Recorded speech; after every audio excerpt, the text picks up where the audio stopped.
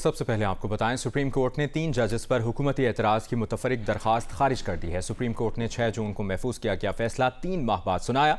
साबिक हुकूमत ने chief justice of Pakistan justice Ijazul Ahsan, justice Muneeb Akhtar पर एतराज़ात किए थे। हुकूमत ने मफादात के टकराव पर तीनों जजेस की बेंच से अलहदगी के लिए मुतफरिक दरखास्त दायर की थी। साबिक इत्तेहादी हुकूमत ने 9 मुबैना ऑडियोज़ की तहकीकात के लिए कमीशन कायम किया था। मुबैना ऑडियोज़ में परवेज़ इलाही और चीफ जस्टिस की खुशदामन की मुबैना ऑडियोज़ भी शामिल थीं।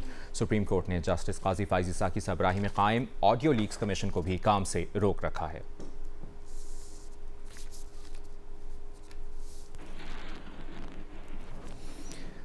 जुडिशल कॉम्प्लेक्स तोड़फोड़ केस में परवेज़ इलाही के मजीद 10 रोज़ के जिस्मानी रिमांड की सदा मुस्तरद कर दी गई है। इस्लामाबाद की इंसदादी दहशतगर्दी अदालत ने परवेज़ इलाही को 14 रोज़ के जुडिशल रिमांड पर अडियाला जेल भेजने का हुक्म दे दिया है। तफसील जानते हैं अरफा फिरोज से। अरफा, मजीद क्या डिटेल्स हैं? देखिए, परवेज़ इलाही को आज 2 रोज़ा जिस्मानी रिमांड मुकम्मल होने के बाद इंसानी दहशतगर्दी अदालत के जज अबू हसनात जुल्करनैन की अदालत में जो पेश किया गया था। वकील सफाई सरदार अब्दुल राज़िक और बाबर रहमान आज कमरा अदालत पेश हुए थे। प्रोसिक्यूशन की जानिब से जो मजीद 10 रोज़ा जिस्मानी रिमांड की सजा की गई थी।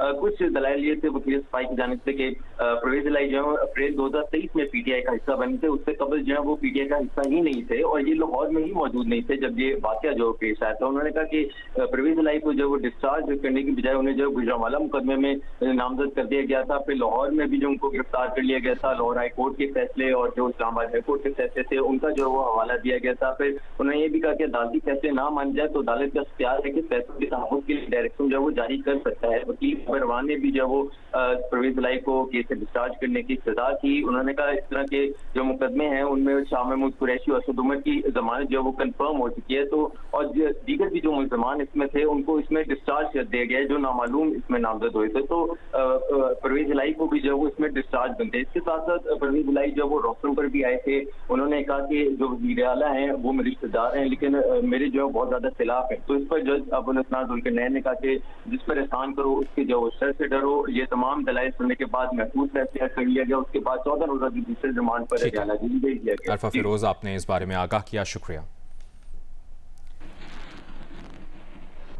रुपए के मुकाबले में डॉलर की कदर में कमी का सिलसिला जारी है। आज इंटरबैंक में डॉलर मजीद 1 रुपया 96 पैसे सस्ता होकर 303 रुपए का हो गया है, जबकि ओपन मार्केट में डॉलर 4 रुपए कम हुआ है। कमी के बाद ओपन मार्केट में डॉलर 304 रुपए का हो गया है।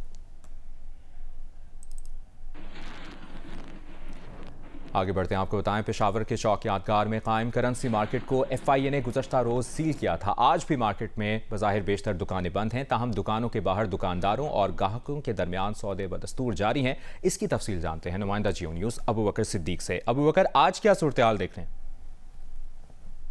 जिस वक्त मैं पेशावर के चौक यादगार में करेंसी के एक बड़े मार्केट में मौजूद हूँ और गुज़श्ता रोज़ FIA की जानिब से इस मार्केट को सील किया गया था। FIA हुकाम के मुताबिक इस मार्केट में डॉलर की गैर कानूनी स्मगलिंग और हवाला हुंडी का कारोबार किया जा रहा था, जिस बिहाफ पर इस मार्केट में तकरीबन 100 के करीब दुकानें मौजूद है और तमाम तर दुकानों को सील किया गया था। FIA हुकाम की जानिब से जब यहाँ पर छापा मारा जाता है तो दुकानदार जो है वो ख़ुद को साइड पर कर लेते हैं, लेकिन छापे के फौरी बाद ही दोबारा डीलिंग का जो अमल है वो शुरू हो जाता है। FIA हुकाम का ये बताना है कि हवाला हुंडी और डॉलर के गैर कानूनी स्मगलिंग के खिलाफ सूबे भर में मौसर कार्रवाइयों का आगाज़ कर दिया गया है और इस कार्रवाइयों के लिए 3 खुसूसी टीमें भी तश्कील दी गई है। हर टीम में 5 अरकान जो है वो शामिल होंगे। निगरान वज़ीर-ए-आज़म अनवारुल हक काकड़ की ज़ेर सदारत SIFC की एपिक्स कमेटी का इजलास जारी है। इजलास में army chief general Syed Asim Munir भी शरीक हैं। इजलास में वज़राए आला, वफाकी वज़रा, अस्करी क़यादत और दीगर हुकाम शरीक हैं। SIFC एपिक्स कमेटी इजलास में सरमायाकारी से मुतालिक उमूर पर गौर किया जा रहा है। SIFC हुकाम ताजरों समेत दीगर स्टेक होल्डर से मुलाकातों पर आगाह करेंगे। इजलास में सरमायाकारी समेत अहम उमूर पर फैसले मुतवक्के हैं। पाकिस्तान ने अफगानिस्तान में दस्तयाब जदीद हथियारों पर तशवीश का इजहार किया है। दफ्तर खारजा ने कहा है कि अफगानिस्तान में ये जदीद हथियार दहशतगर्दों के हाथ लग गए हैं। इन हथियारों से पाकिस्तान और इसके सिक्योरिटी इदारों पर हमले किए जा रहे हैं। तर्जुमान दफ्तर खारजा ने हफ्तावार ब्रीफिंग के दौरान बताया कि चित्राल की सूरत हाल पर अफगान हुक्काम को तशवीश से आगाह कर दिया है। अगर पाकिस्तान की तरफ से सरहद बंद की गई है तो इसकी वजह सिक्योरिटी की संगीन सूरत हाल है। हम अफगान हुकूमत से इस मुतालिक मुज़ाकरात कर रहे हैं।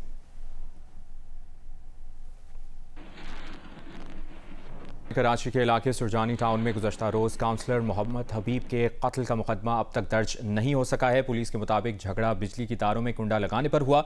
फायरिंग करने वाला ग्रुप चोरी की बिजली के बदले रकम वसूल करता है। वाक़े में 2 अफराद जख्मी भी हुए थे। अमीर जमात इस्लामी कराची हाफिज नईमुर रहमान ने पीपल्स पार्टी पर कुंडा माफिया की सरपरस्ती का इल्ज़ाम आयद करते हुए कहा है कि ये वाक़या हुकूमत के लिए शर्मनाक है। हाफिज नईमुर रहमान के इल्ज़ामात पर पीपल्स पार्टी का मौक़िफ़ लेते हैं। हमें ज्वाइन कर रहे हैं रहनुमा पीपल्स पार्टी सेनेटर वक़ार मेहदी साहब। बहुत शुक्रिया आपके वक्त के लिए वक़ार मेहदी साहब। हाफिज नईमुर रहमान साहब ने कहा है कि पीपल्स पार्टी कुंडा माफिया की सरपरस्ती करती है, आपका क्या मौक़िफ़ है? जी बहुत शुक्रिया। देखिए जी, बात यह है कि मुझे बड़ी हैरत है हाफिज नईमुर रहमान साहब से कि वो एक जमात के अमीर भी हैं और उनको सारा मालूमात भी है कि कुंडा माफिया और कुंडा सिस्टम कौन चला रहा है। लेकिन जी हम बाहर कह चुके हैं कि कराची इलेक्ट्रिक सप्लाई या कराची इलेक्ट्रिक जो है उसने कुंडा सिस्टम को रेगुलाइज किया हुआ है, कुंडा सिस्टम दिया हुआ है और हमने हमेशा इसकी मुखालफत की, जिसकी वजह से शहरियों को सख्त मुश्किलात का सामना है इस हवाले से। और हाफिज नईम साहब के इल्ज़ाम की मैं तरदीद करता हूँ, मजम्मत करता हूँ कि वो बेसरोपा इल्ज़ाम लगा के खामख है, क्योंकि हुकूमत तो हमारी है नहीं और इस वक्त निगरान हुकूमत कायम है। और इससे पहले जब वफाकी हुकूमत में हम थे तो उस वक्त भी ये नून लीग के बात है और हमने मुतअद्दिद बार उस वक्त भी उनको कहा कि कराची इलेक्ट्रिक सप्लाई की जानिब से जो सूरत हाल शहर में लोड शेडिंग की है, कुंडा माफिया की है, उस पर काबू पाया जाए। तो मैं एक तो जो रात सानिया हुआ उस पर अफसोस का इज़हार भी करता हूँ, ताज़िर भी करता हूँ। और जहाँ तक FIR की बात है तो FIR उसकी होनी चाहिए। सारी बातें इसके जो भी इनके लवायतीन हैं या जो आई विटनेस हैं वो उसे FIR होनी चाहिए। तो मेरी यही गुजारिश होगी हाफिज नईम साहब से कि वो अपने सोच समझ के बयान दिया करें। इस तरह का इल्जाम पीपल्स पार्टी पे लगाने से पहले उनको बहुत सोचना चाहिए कि पीपल्स पार्टी इस किस्म की किसी भी इस अमल की हिमायत नहीं करती बल्कि मजम्मत करती है। और कराची इलेक्ट्रिक सप्लाई से हम मुतालबा करते हैं कि कुंडा सिस्टम जो है उसको फिलफौर जो है वो खत्म किया जाए और जो लोग भी इसमें मुलविस है उनको गिरफ्तार किया जाए, उनको गिरफ्तार किया जाए। पीपल्स पार्टी के रहनुमा सेनेटर वक़ार मेहदी साहब, आपने जियो न्यूज़ को वक्त दिया, शुक्रिया आपका।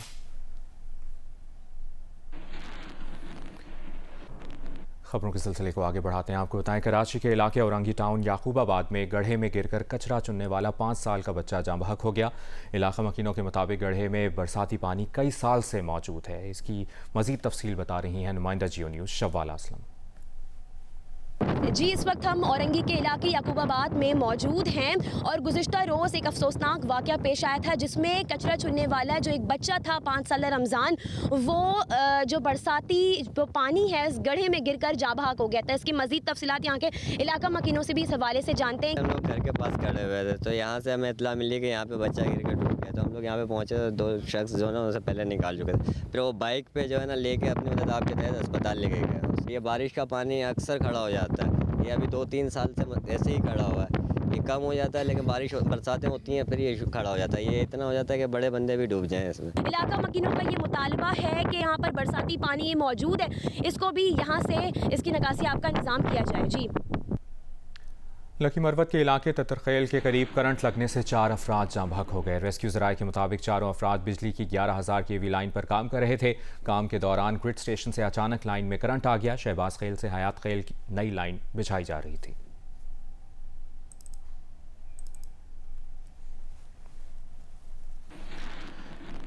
और इस्लामाबाद के मौसम की भी बात कर लेते हैं। इस्लामाबाद का दर्जा हरारत इस वक्त 32 डिग्री सेंटीग्रेड रिकॉर्ड किया जा रहा है। मुल्क के बेशतर इलाकों में आज मौसम गर्म और खुश्क रहेगा। तफसील बता रही हैं ज़रमीन ज़हरा। जी बिल्कुल, इस्लामाबाद में आज भी गर्मी का राज है, साथ साथ हल्की हल्की हवा भी चल रही है। इस वक्त का दर्जा हरारत 32 डिग्री सेंटीग्रेड रिकॉर्ड किया जा रहा है और ज़्यादा से ज़्यादा दर्जा हरारत आज 36 डिग्री तक जा सकता है। महकमा मौसमियात का कहना है कि आइंदा 24 घंटों के दौरान यानी कि कल शाम को गिलगित बल्तिस्तान, कश्मीर और मुहल्का पहाड़ी इलाकों में हल्की बारिश होने के इम्कानात मौजूद हैं, लेकिन रावलपिंडी इस्लामाबाद में मौसम गर्म और खुश्की रहेगा। महकमा मौसमियात का कहना है कि इस हफ्ते में कोई बारिश का स्पेल जो है इसके इम्कानात मौजूद नहीं है। और एशिया कप के सुपर 4 मरहले में अगले मैच कल से कोलंबो में होंगे। कोलंबो में आने वाले दिनों में बारिश की पेशगोई है। मैचेस मुतासर होने का खदशा है और ताज़ा खबर यह है कि कोलंबो में रात गए होने वाली बारिश थम गई है। सूरज निकलते ही ग्राउंड स्टाफ ने अपना काम शुरू कर दिया है। इसकी तफसील बता रहे हैं सुहेल इमरान। जी, कोलंबो में एक हफ्ते से बारिशों का सिलसिला जारी था। गुज़िश्ता रात भी यहाँ पर कोलंबो में शदीद बारिश होती रही, लेकिन खुशआइंद बात यह है कि आज सुबह से बारिश नहीं हुई। बादलों के साथ सूरज की आंख मचोली का सिलसिला जरूर जारी है, लेकिन आज एक हफ्ते के बाद स्टेडियम के जो ग्राउंड में और उसके अतराफ में और पिचेस के ऊपर जो कवर्स थे उनको हटाया गया है और ग्राउंड स्टाफ ने अपना काम मुकम्मल कर रहे हैं। और लेकिन वेट है बहुत ज्यादा, फील्ड भी बहुत ज्यादा मेहनत करना पड़ेगी। कल यहाँ पर पहला सुपर 4 मरहले का मैच भी खेला जाना है।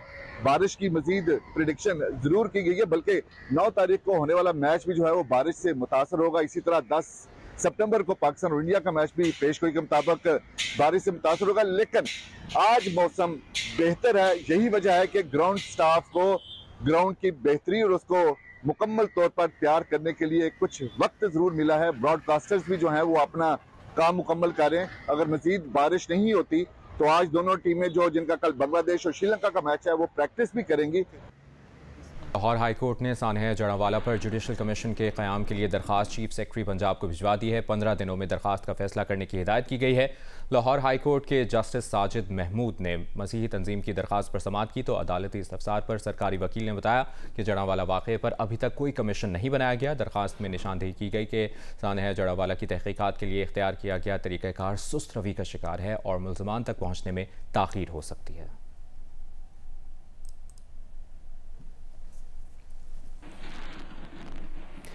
निगरान वज़ीर सेहत सिंध डॉक्टर साद नियाज का कहना है कि आने वाले दिनों में डेंगू के केसेस में इजाफे का खदशा है। इसकी तफसील बता रहे हैं नुमाइंदा जियो न्यूज़ खावर खान। जी, कराची में जो सेहत के मसाइल चल रहे हैं, जो बुनियादी अद्वियात हैं जिसको एसेंशियल मेडिसिन कहा जाता है, उनकी कोई मुबैना किल्लत के हवाले से इत्तलात मौसूल हो रही हैं। डेंगू के केसेस में जो है वो भी इजाफा देखने में आया है। इस वक्त हमारे साथ इस वक्त मौजूद निगरान वज़ीर सेहत। डेंगू के लिए सबसे ज़रूरी ये है कि क्योंकि ये महीना अब शुरू हो गया तो लोग एहतियात करें, पानी ऐसे खुला ना छोड़ें। जिनके पास पूल्स हैं वो मेक श्योर करें कि अगर कवर कर सकते हैं उनको प्रॉपर क्लोरिनेट करें। नंबर्स हमारे बहुत कंट्रोल्ड हैं डेंगू के, तो हमें उम्मीद है इंशाल्लाह सितंबर अक्टूबर के भी रिजल्ट्स पिछले साल के मुकाबले में बहुत बेहतर होंगे। डॉलर्स का इशू हुआ है, प्राइसिंग का इशू है, हम फेडरल गवर्नमेंट से बात करेंगे कि वो उसको किसी जो उनकी तरफ से जो चीज़ें वो करें। दवाओं की मुबैना गायब होने का ताल्लुक है, उस पर हम एक्शन लेंगे।